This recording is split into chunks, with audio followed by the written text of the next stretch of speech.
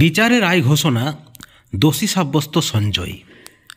ধন্যবাদ বিচারককে নির্যাতিতার বাবা মায়ের।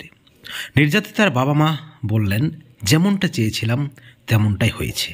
ঠিক অপরদিকে সিভিক সঞ্জয়ের দাবি, দোষী সাব্যস্ত হয়েছেন সিভিক সঞ্জয়।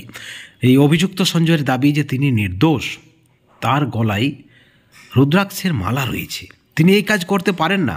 যারা এই কাজ করেছেন তাদের শাস্তি হলো না কেন?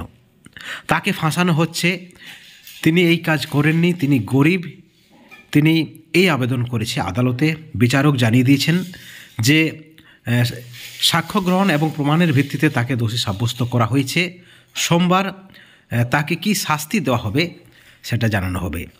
সোমবার 12:30টার সময় অভিযুক্ত সঞ্জয়ের শাস্তি ঘোষণা করবেন বিচারক অনির্বাণ দাস। বিচারক অনির্বাণ দাস জানিয়ে দিয়েছেন অভিযুক্তকে যে চার্জশিটে আপনাকে ভারতীয় ন্যায় সংহিতার 64, 66 এবং 103-এর এক ধারায় অভিযুক্ত করা হয়েছে এবং এই ধারায় চার্জ গঠন করা হয়েছে।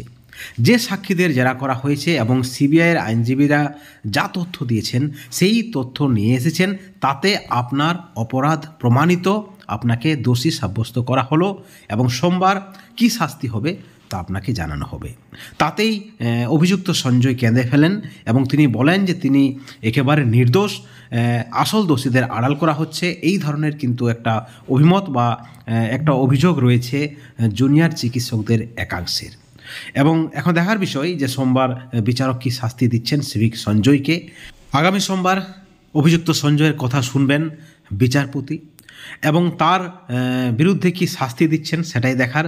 যদিও নির্যাতিতার বাবা মা বিচারককে ধন্যবাদ জানিয়েছেন। সব মিলিয়ে অত্যন্ত একটা বড় খবর। আরজিকর মামলার বিচার পর্ব শেষ। এখন দেখার অভিযুক্তর বিরুদ্ধে কী ধরনের শাস্তি ঘোষণা করছে আদালত।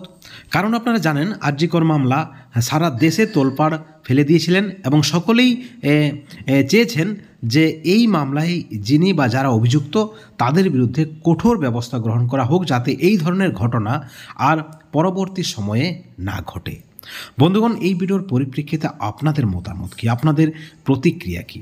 অবশ্যই আপনারা আপনাদের মতামত চ্যানেলের কমেন্ট সেকশনে কমেন্ট করে জানাবেন। সবশেষে একটাই কথা বলবো, ভালো থাকবেন, সুস্থ থাকবেন, কিন্তু কোনো ধরনের হিংসা থেকে অবশ্যই দূরে থাকবেন। Thank you so much.